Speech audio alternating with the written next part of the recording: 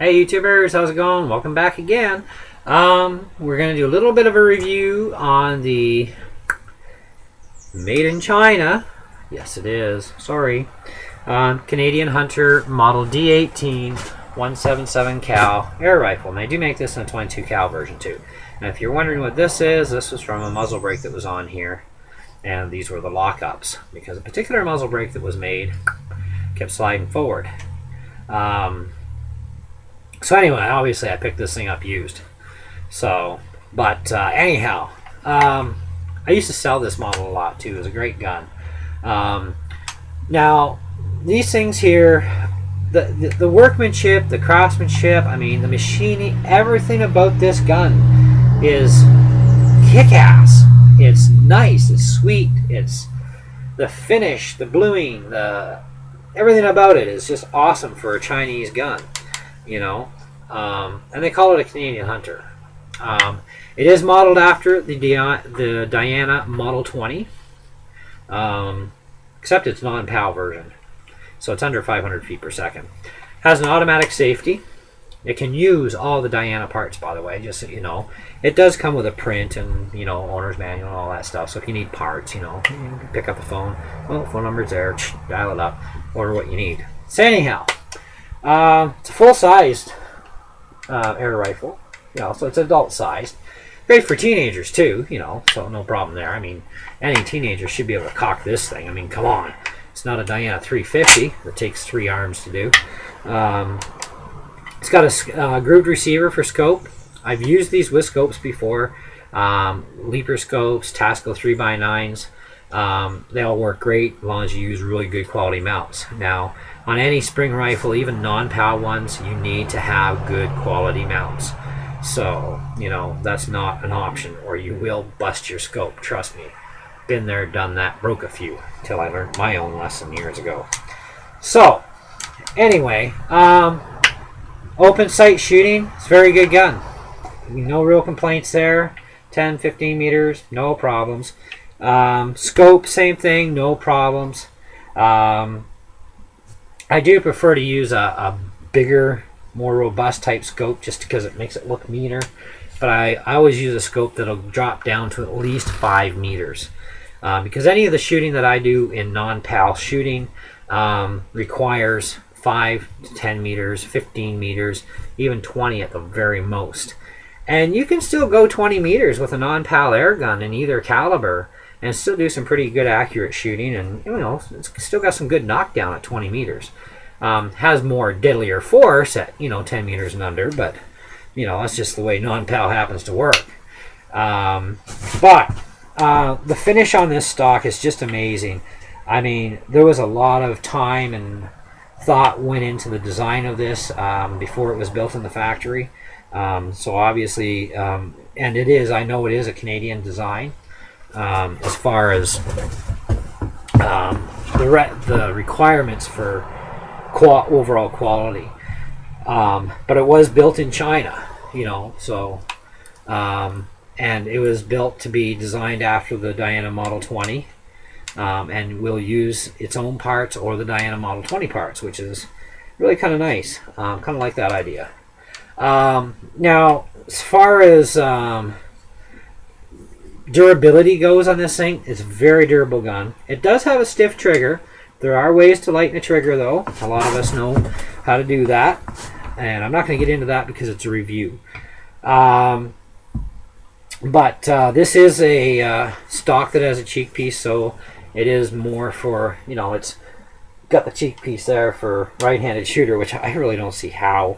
I mean, for the amount of raising up that there is on the cheek piece, it doesn't matter if you shoot this left-handed or right-handed.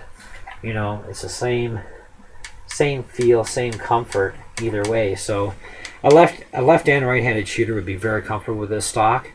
Now, like I said, I've had these guns before, my own too, not to mention the fact I used to sell them, but one thing I did to one of mine was I got rid of the raised up cheek area and made it more uniform, made some other stock mods. If you want to see the modifications I actually did on one of these Canadian Hunters, go to the Airgun Artesian website and look under the best of the best, and I believe it should be on page 12, page 14, somewhere around there, but you'll find a Canadian Hunter that was modified, several pictures of it, and I believe also there should have been an original, before shot of what it looked like before I did it all, and so that's up there, and you can see how far I took the mods on that one at that time, and should I decide to keep this one around, this one's going to get an even nicer job done, because I was very happy with the other one, don't get me wrong, but I want to do something even more dramatic this time around if I decide to do it to another spring rifle. So this thing might just go for that purpose when I get the time and energy and materials to do what I want to do. But anyways, from what I recall, it's a beechwood stock. It's not no cheap wood stock, I'll tell you that much. It's a very nice stock. The cutouts are just beautifully done. The varathane finish on it is nice. Everything about this thing is just it's so, I can't pick on anything really bad other than the front sight. It's the only bad point to this gun that I don't like, and that's the front sight. So I had to alter mine a little bit, and as you can see, there's a little pin sticking up. That is an Allen screw, and I actually preset the screw height on there specifically only for 10-meter shooting. I didn't like the little piece of blade metal to begin with, never have, because I found it's kind of dumb. Plus it had to be set pretty low, because they did actually build this front sight a little on the high side, so the inner pin you had to shove down really low, and then that makes it a little harder to focus, but you can if your eyes are still good, and you can be really accurate with it. So I did a set screw and put a nice sharp point on it. I mean, I've got a little machine shop here, so it's amazing the kind of parts I can make in here. But then I JB welded it in place so it couldn't back itself off again.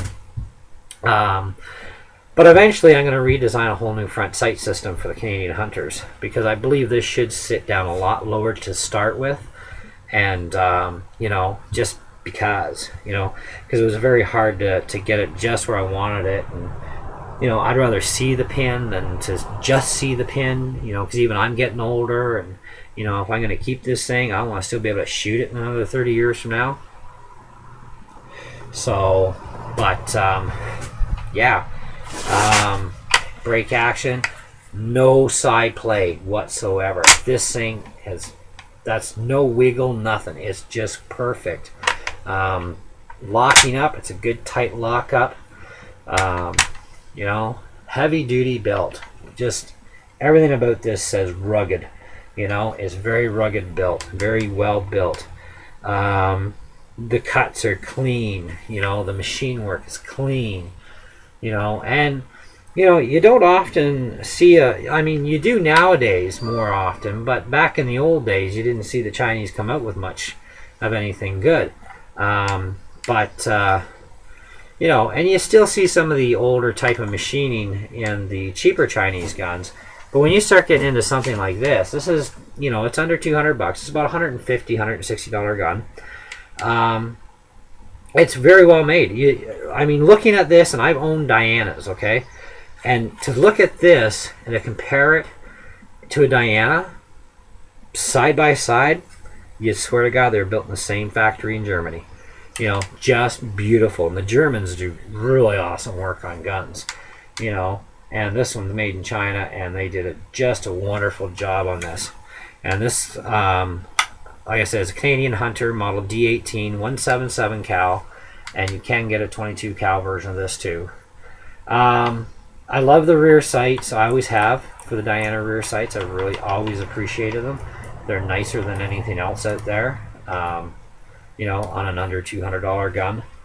Automatic safety is nice. Has an auto safety. So I like the auto safety feature. I like the feature on the back of the rear sight too, where I can go to 4 different sight blocks, which is kind of handy. More can I tell you? It's just the weight of this gun. It's not very heavy. It balances well, left or right hand shooting, even though it's a right hand stock. You would never know when you hold it up to your face or anything that it was actually a right-handed stock. So, very well done, very well made gun. Out of every category you could place an air gun in, I would have to probably give this thing, out of a rating of 10, I'd probably have to give this thing at least an 8. It is that well done.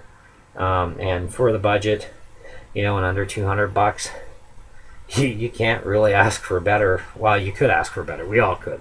But you're not going to get better than this for under $200, for a brand new gun. So, you're not going to get that quality and workmanship for under $200.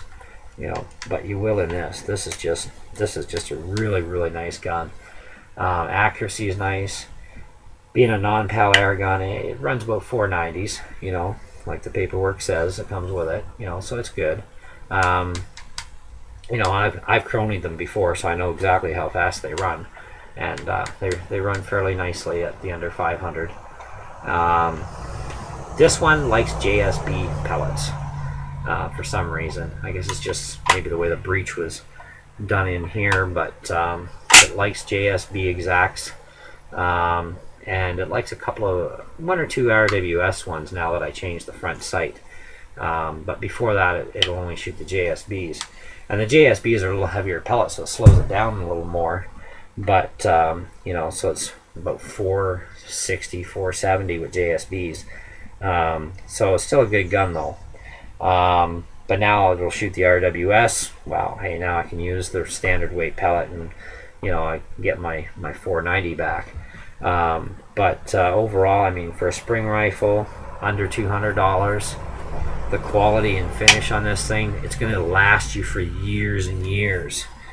I mean, I'm not selling these anymore, okay? I used to sell these.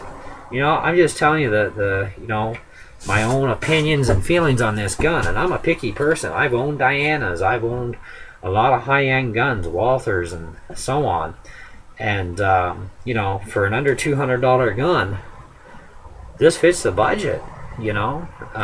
So, but hey, it's all everybody's opinions and choices and preferences. But if you get a chance to pick up one of these Canadian Hunters, give her a run, and let us know what you think.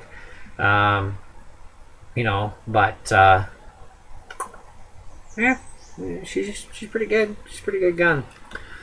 Anyway, I'd like to be able to shoot this for you, but unfortunately we have a bylaw in this city that says we can't shoot these suckers outside in city limits. So that's the way it goes.